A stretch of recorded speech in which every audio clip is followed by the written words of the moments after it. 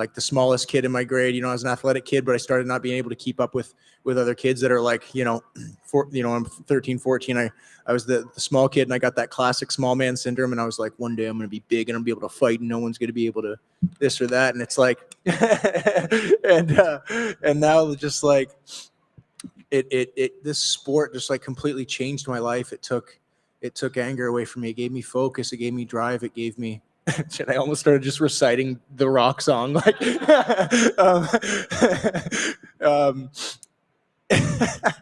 this sport changed my life, and I'm so grateful for it. Like, I was that kid who I had strict parents that I wasn't allowed to watch UFC in the house when I was a kid. So like where other like 13, 14, 15-year-old kids are hiding like Playboys under their mattress, I was hiding UFC DVDs that I bought from Blockbuster, like waiting till my parents went to bed so I could watch them at night. And like the amount of times I watched UFC 53 is like probably in the hundreds, just like studying fighters and finding what I could before the internet, and just like absolutely loving the sport. To go from like a kid who's obsessed with this sport as a fan and so desperately wanted to be accepted by this community, to just now be able to fight in the UFC and perform on the biggest stage in the world on a pay-per-view with like seemingly sold out crowd. It was packed in there. Is just an absolute dream come true. I knew it would feel something like this, but the feeling, the way it feels is just unbelievable. Yeah, sorry, I could go on for an hour, but I know we got some stuff to do. Oh no, I mean it's pretty cool, and I could tell you were sort of a student of the game, because the post-fight reaction, it was, and I don't know if you planned this or I don't know if this is what you meant, but it's very BJ Penn-esque, if you will, because you kind of saw yourself on the screen, and yeah, there's a little bit of BJ. And can you talk about that and just what you noticed when you saw yourself on the screen after you knocked him out? I felt the blood trickle down the back of my throat. I felt it drip down my face and spray as I exhaled. And there's part of me that's like, you shouldn't be getting hit like this. And there's part of me that's like, let's fucking go. I'm bleeding in a fist fight in Florida. Let's go, baby. This is fucking sick. So yeah, when I got out and won, that's not normally my style, but I just saw the blood on my face, and I'm like, look, man, normally I like to keep it technical. Normally I like to keep it crisp, but there's a dog in me too. Like I'll out technique you. I'll take you down. I'm a black belt in jiu-jitsu. I'm a high level kickboxer. But if it comes down to tucking the chin, biting on the mouth guard, and swinging hooks in the pocket, like, let's fucking do it. It seemed like Mickey's footwork was really good. It seemed like his striking just continues to evolve, and you got hit a few times, but then you just kind of had that mentality where it's like, all right, I'm going to start just slinging back as hard as I can. And then you land that left hand and he just drops. I just want to live vicariously through you for a moment. What is that like? Like when you landed that left hand and he went down like that? I mean, you had to know that it was over, but what's going through your mind after that punch lands?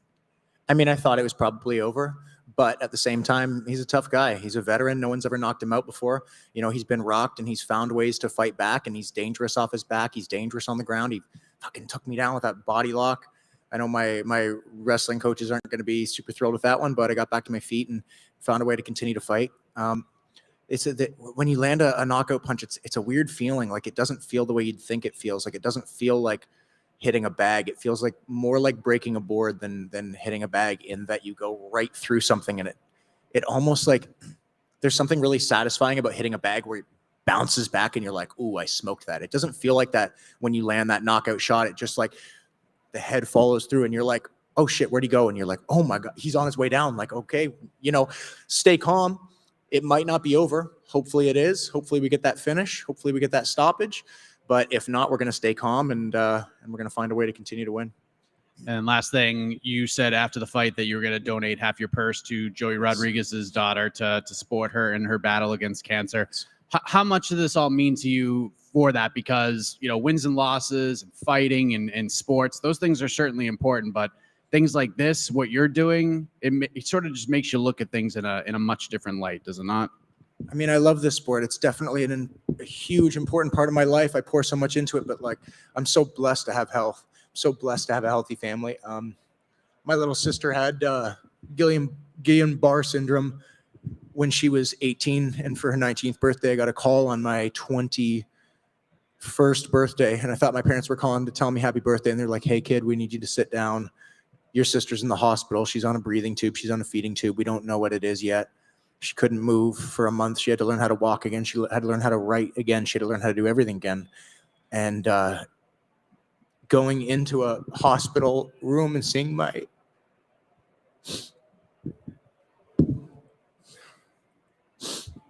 it'd be nice to be able to get on TV and not cry one time. That'd be pretty cool.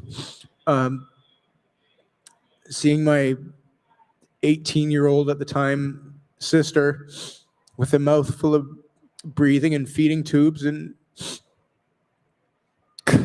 they're not being able to move, and man, that hit really hard and sobered me up and made you realize like how short and delicate life really is. So to hear that someone that I love, my boxing coach Joey Rodriguez, someone I've known for 8 years and 8 years, and has helped me get to this point and cornered me for my last fight and has given me direction and opportunity and love, to find out that he and his family have to go through this with a beautiful 15-year-old daughter.